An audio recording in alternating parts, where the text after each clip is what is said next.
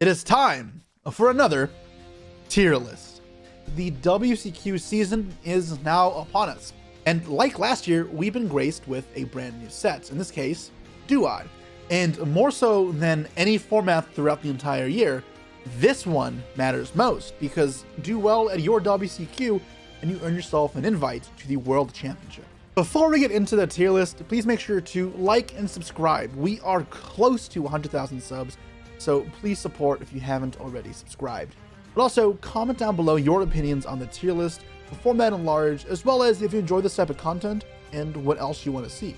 Now, first things first, let's discuss the parameters of the tier list, because we need a way to define each section as well as where each decks go. And normally I discuss things as the driving forces or dominant pressures in the metagame. These are the decks that the rest of the format will be shaped around, and the tech cards as well. And while that still matters, and I'll mention it a little bit, for this specific type of event and format, I'm going to focus on what I personally would pick as the best pick for these events.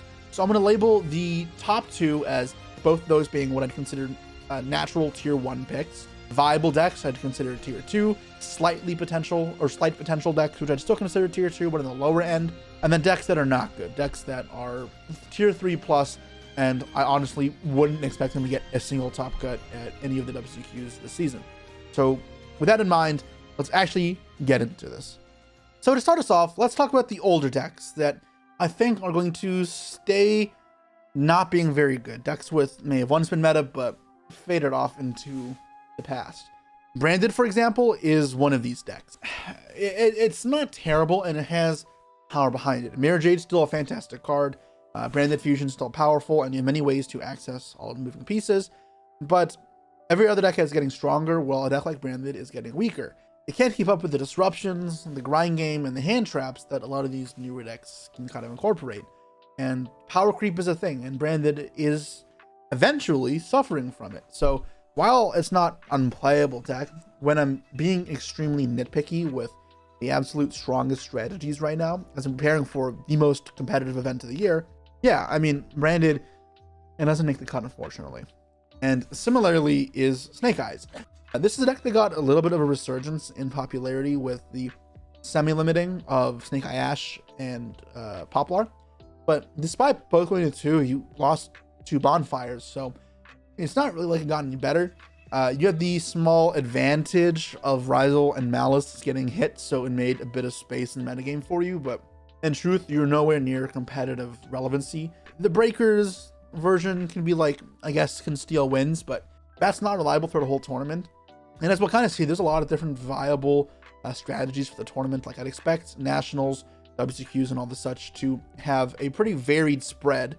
And if you play a tournament out of 12 rounds, I think you play against a lot of different things. And why that matters is when you're building a deck that goes second, a breaker deck, then you want to be able to predict exactly what you're going to go up against. That way your breakers can be kind of well suited and built around to beat the things you expect. Malice, for example, versus Mitsurugi are extremely different in ways to deal with them, where banishing cards is fantastic versus a deck like Mitsu or Risal versus Malice. I don't have to tell you guys, banishing a Malice card isn't exactly very helpful. It makes it hard to prepare for breaker decks.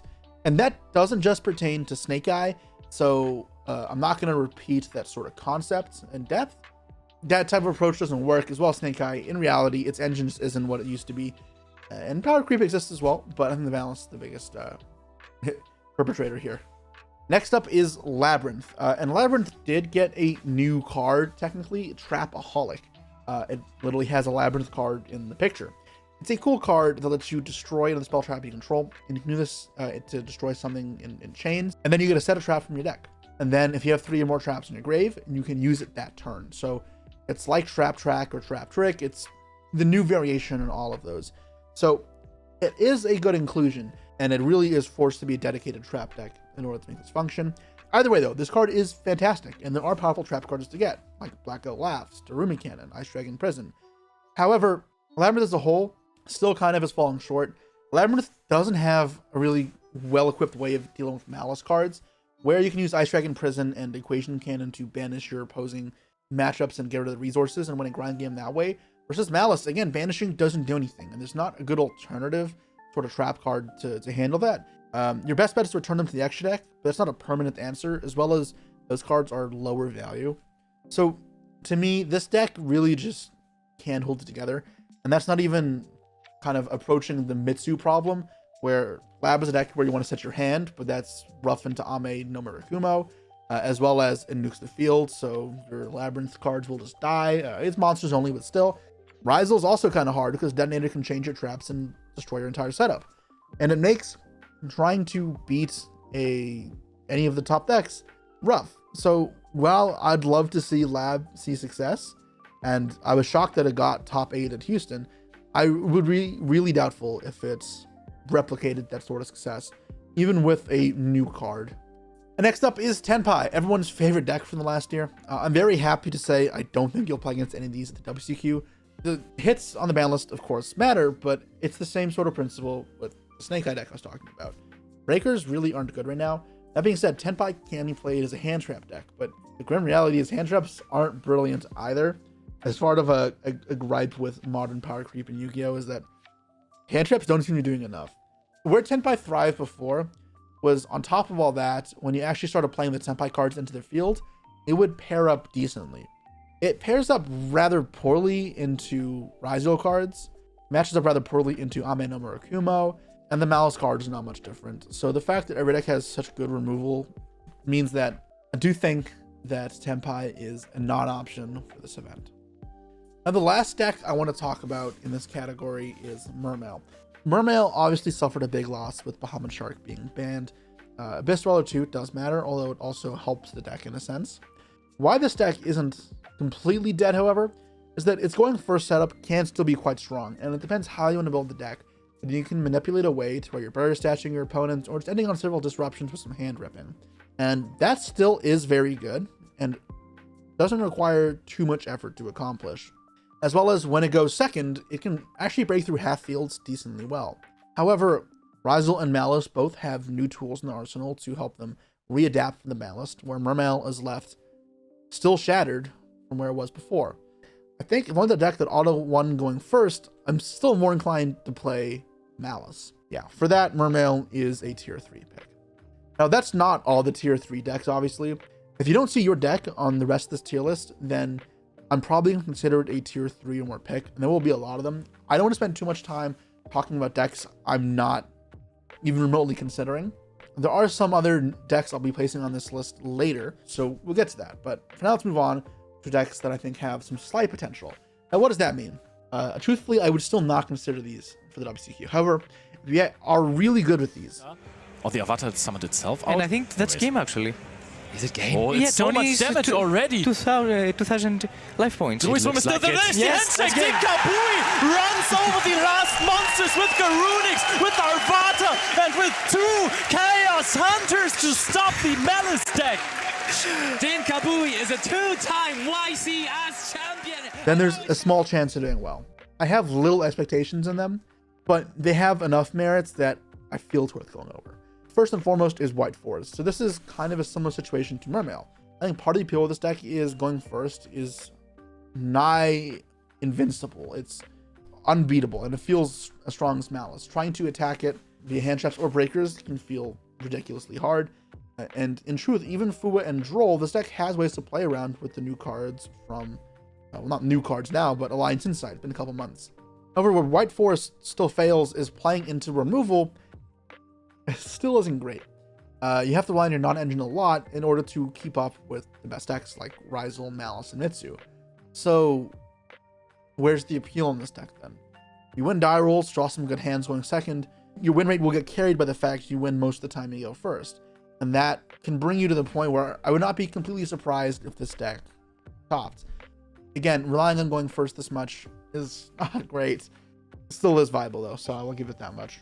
The next 3 decks, I'm talking about these all together, are decks that fill out this tier, that have some slight potential. They're mid-range control decks, decks that are a little slower than typical. Their combos aren't anything overbearing, and they put up some minor league disruption, and then back it up with fantastic follow-up and a large non-engine count. Talking about Regenesis Kashtira, pure-ish Fiendsmith, so a Fiendsmith-dominated deck with like multiple Lacrimas, and Crystron. So what's the idea behind these decks? So these decks will have to be carried off their large non-engine count. When you're able to pair multiple hand traps together, like Imperm, Veiler, Nib all together, then okay, now you can start actually making a difference into the best decks.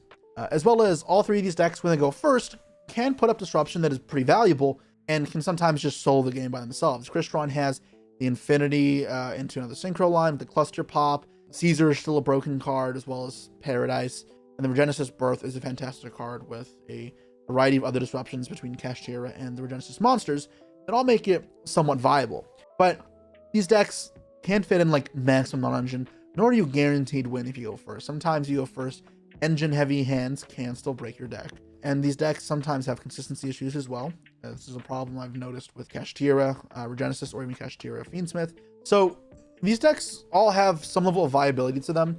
So if piloted well, I would not be completely surprised if they topped. But these aren't decks that are really on my mind, truthfully. And that brings us towards the upper end of tier 2.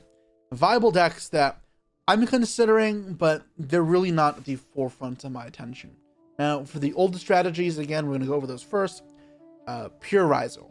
Pure Risal can be played in the more traditional sense, or you can play it like Karl Manigat did with the Arch Nemesis cards. Either way, though, I think this deck does have problems. One of the most important cards in this metagame is going to be Droll and Lockbird, and Risal, same as before, still has a problem into it. It's only amplified, if anything, since the ban list. As well as every other deck gets better, then your end field becomes less impressive. A big upside right now is you get to play Baguska, which versus a lot of the newer decks is very strong. So I think that option gives you some viability. The other problem this deck faces is consistency. Obviously, the hits on the ban list did have an impact, and even with a bunch of different searches in your deck can be rather fragile. And sometimes even just imperming or veiling, ashing, hitting, just disrupting the first Risal card you play can mean you just end your turn. It also means you're not opening with X Risal as much anymore, and that is obviously the best card in this deck. So for that reason, Risal Pure falls as a viable but not high up pick for me into this season. That being said, the Risal engine still has merits, and we'll see it pop up later, like in the next deck, Heraldic Beast Risal. So Heraldic Beast Risal is cool. It gives you some more extension with your deck, and also importantly, it gives you a way to banish your own cards. Why does that matter? Well, one of the ways for Risal to go beyond and build a bigger field, especially into cards like Charmies, is to play the Nemesis cards. Now, other Risal decks can play multiple Nemesis cards, but you can't search them unless you go Banshee for Flag. But if you go Banshee for Flag, you either have to not use your normal summon or get a card banished. And Pure Risal and most other Risal variants cannot do that. But for me, while those are some cool upsides, you detract from your non-engine. You are still weak to Droll. And then Perulia still hurts you more, maybe, if anything. That card is another huge problem for Risal. It's not like the deck gets enough gas now that it can push through boards.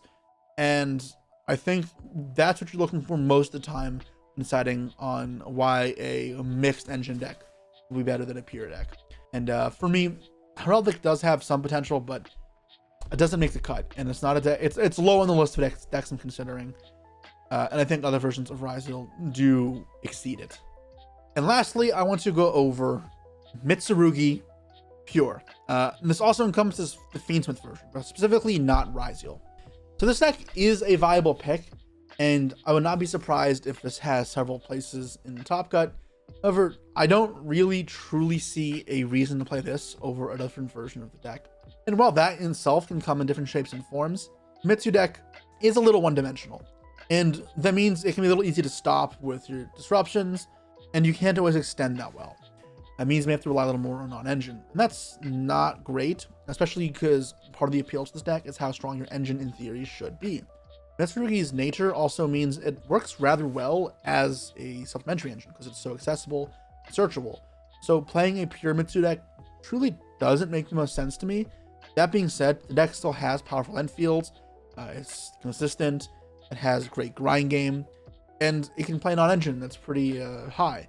Still though, I think if you want to play Mitsu, there's just better ways to play Mitsu than pure, so I'm not inclined to play it right now, but I don't want to sell it short. It's still a viable deck, and if it's your deck of choice, not a completely bad option.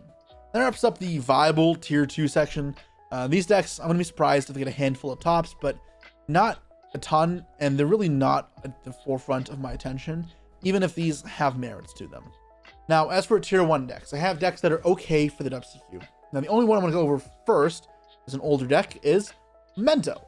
So I don't think this deck is sitting at the peak of power, not the precipice of combo, but it is a very solid pick. Now, why is Memento good?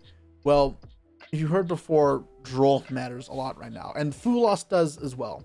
And very conveniently, Memento does really well into both of those cards. So it means going first this deck, it actually feels like the highest win rate out of any going first deck, because it's so hard to beat this with hand traps, and trying to break Memento requires a very specialized deck and on engine that people aren't playing.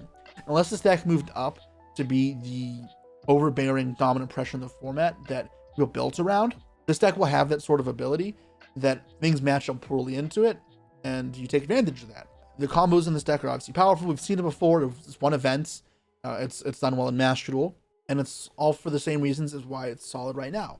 Now, where this deck can fall short is still Malice. Going second into Malice feels impossible for this deck. Yes, Akihiron can float, but after Akihiron, you have nothing. That being said, versus Malice, it's not like you just lose, period. It's going second is hard. And for one, you can side deck accordingly, but also going first, your deck is still fine. The end field is a overall good end field. It's not like this end field is only good versus Risal. So for that, Memento is a solid pick, and I would recommend it. And that brings us to the best decks for the WCQ. Tier 1, and these are the decks that I am most considering.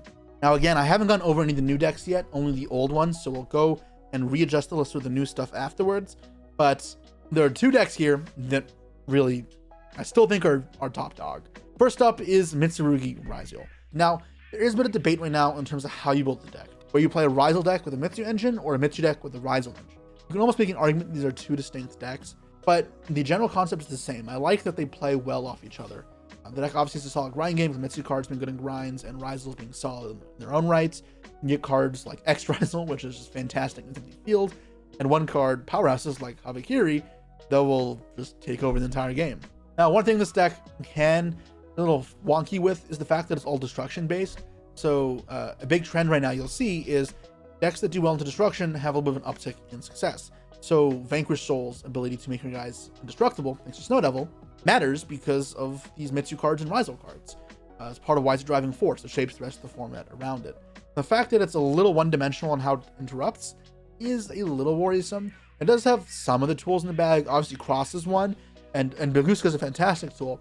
I just don't know if that neither are really the most effective versus Malice. And that matters because Malice is the other deck in this section. Malice, I think, is a fantastic pick. Its going first is phenomenal, and even when you get hit with Fua, which is one of your best recourses, you still lose most of the time. The ability to set up these ransom or cryptor plays with Malice in the mirror and such, it means that it's really hard to crack through everything.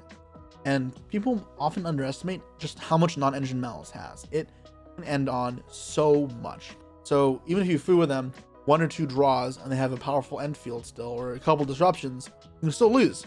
Obviously, Artifact Lancia still exists, but it's not going to versus anything else. You're not going to main deck it. And then post side deck, Malice has ways to counter it. They play a bunch of going first cards, like Solemn Warning, Mistaken Arrest, AI Michu's State Extenders, and that's the thing, backup Secretary and Wizard play through Lancia. So even if you Lancia, while that may not be a huge field, it's still going to be, again, several disruptions, just not nothing.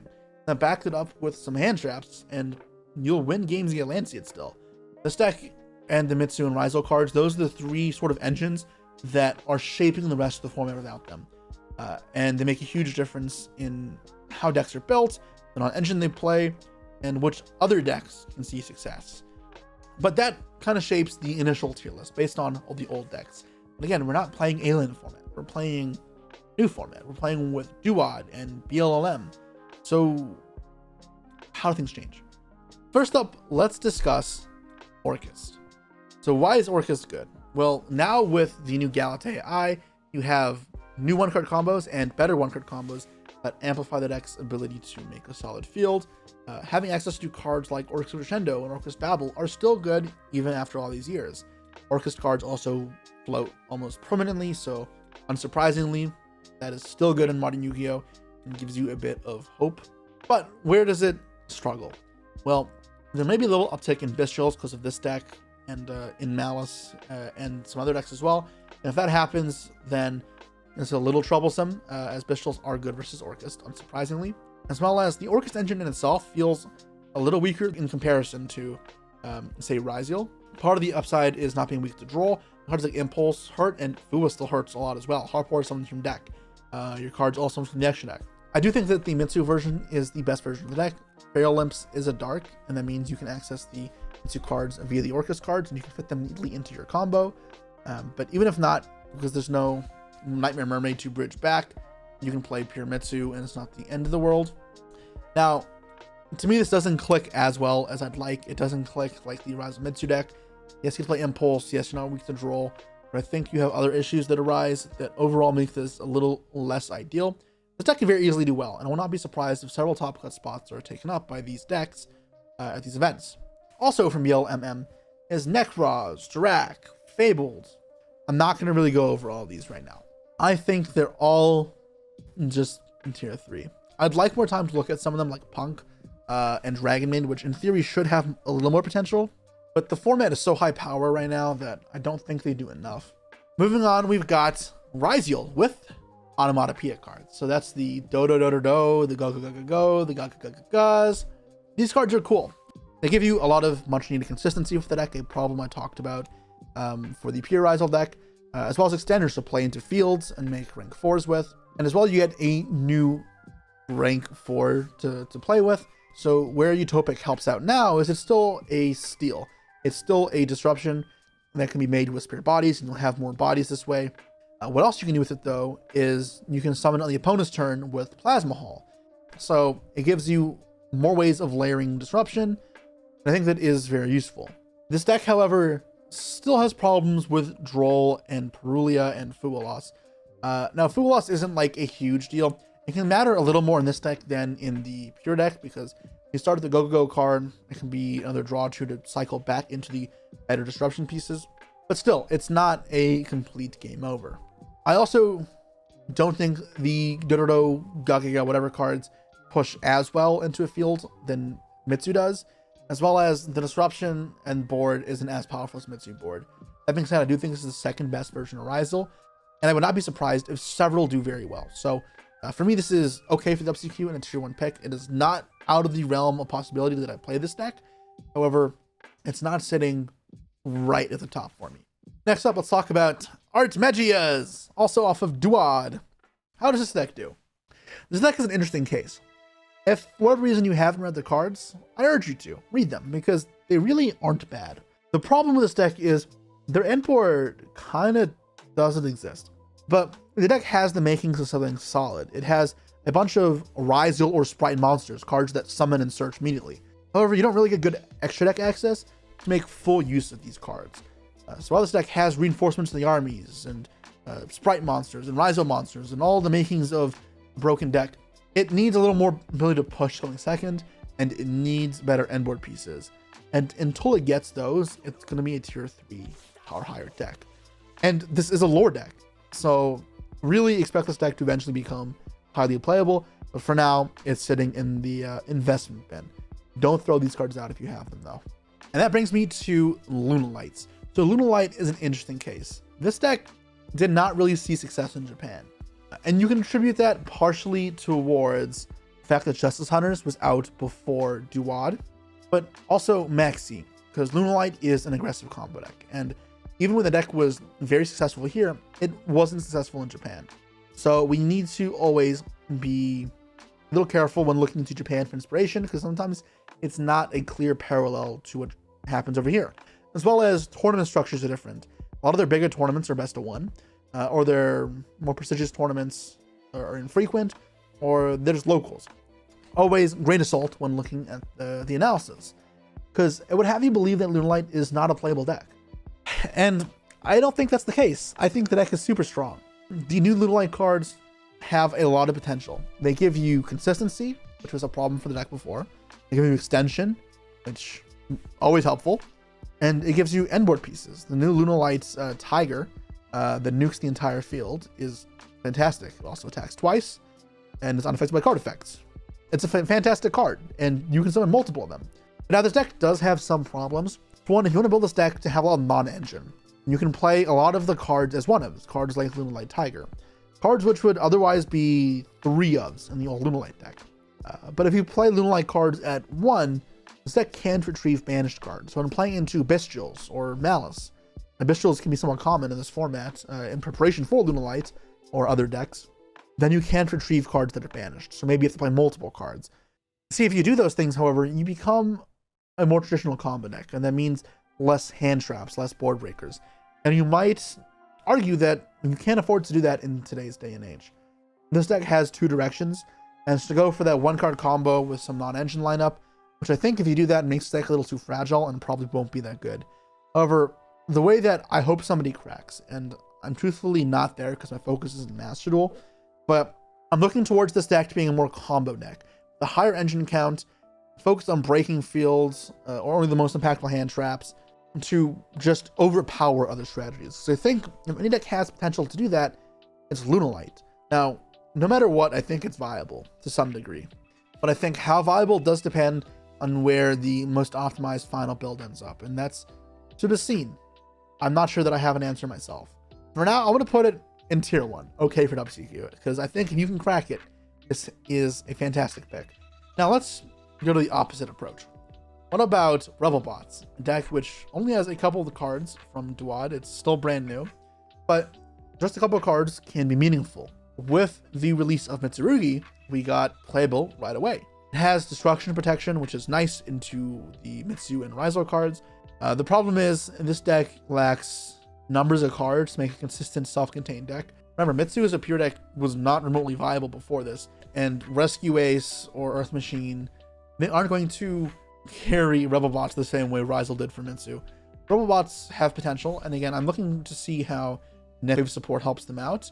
So look out for it to be a contender in the future, but for now, this falls neatly into the not good tier 3+ category. And that brings me to Sky Strikers, a deck which I've played a lot more than you'd think, because everyone else loves this deck, and I've still played it plenty, just not as much as maybe my teammates Ryan or Ray. Still, how does this deck fare up with the new cards? It was a little sad to see that we did not get Camellia or the other new Striker link, but we still got Zero, of course, and Lemnis Gate, both of which fantastic cards that reshape Striker. However, the deck has a similar problem Strikers always had, and that it's not always good disruption-wise into every deck, because you're really only relying on Anchor and Shark Cannon to do the heavy lifting. And that doesn't always work, right? Because say I play against Malice. Yeah, think about that for a second. What is Shark Cannon doing for you? How are you cutting off your opponent's grind in resource game? You can't. Now, there is a nice thing into Mitsu decks and Risal decks that I'm pretty sure you're honestly matched up pretty well. But the sort of polar opposites and matchups is too scary for me to pick this deck. As well as, it's not like a 100-0 matchup versus Risal and Mitsu. You still can definitely lose that. Another problem I have with this deck is Dominus Impulse. Impulse on your 0, it freaking hurts. Part of the reason Striker was always so good is that most normal disruptions or hand traps were rather ineffective against it, right? I think Ash Veil or whatever. So Impulse is different, where Impulsing 0 is actually meaningful trade now. Now, where does this deck lie? It's not tier 3 garbage. I mean, this is slight potential in tier 2.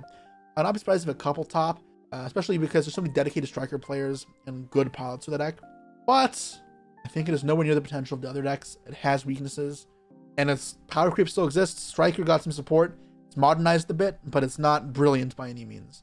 And lastly, that brings me to a deck which I'm sure many of you have been waiting for me to talk about. That is Vanquisher Soul. Vanquisher Soul is a weird one for me. Looking at testing initially, I thought maybe this deck will take over in the same way it did in Japan. But again, you have to remember that in Japan, Vanquisher Soul came out with Justice Hunters already legal, so the K9 cards were there. And we have to determine how much effect the K9 cards really had on the metagame. And truthfully, it seems like they had a huge impact. They synergized well with Vanquisher Soul. Also, it covered a weak spot in Vanquisher Soul, and that is, going second, you really don't actually have that many good cards. Holy Sue is fantastic, but the other good attribute hand traps kind of don't work, right? Fua and Droll are the wrong attribute. You don't want to stuff your deck with Pistols, really, because They're not bad, but they're not going to keep up versus Malice or Mitsu in a way you really like. Canine cards fix that problem though. They give you actual good hand traps, as well as they give you more push. They give you a better turn 1. Now, Vanquisher Soul is not terrible. The new cards give you a much more powerful turn 1. It gives you an actual bomb in Holy Su that ensures you can keep off the opponent. The ability to prevent destruction, as well as targeting effects, means that you can actually keep up rather decently into a lot of things into the metagame. As well as a field nuke, which is Snow Devil, is obviously good. It's the same thing as Ame. And then you get the other bonus effects as well to summon and continue playing.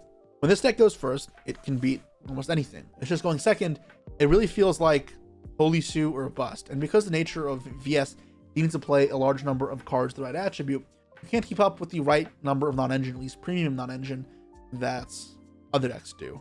Now, another problem with this deck that I noticed is Paguska. That can't beat Paguska. Not easily, at least.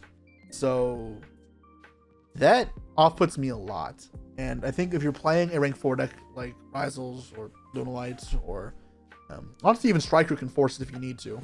If you're playing versus Vanquisher Soul, Paguska is best friend. I am curious to see how this deck shapes up with Justice Hunters. If we reach the paralleled heights that it saw in Japan, maybe it doesn't. But for now, this isn't really the true amount of power and strength that I think will take over. This is a valuable pick. I think it has potential. Going first, it's solid. It can high roll going second. That for me sits as a viable tier 2 option alongside decks like Orcus, Pure Risal, Heraldic, and Pure Mitsu. And guys, that shapes the tier list. Those are my thoughts.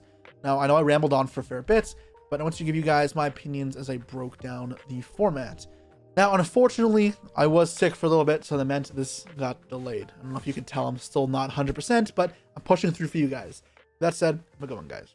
Peace.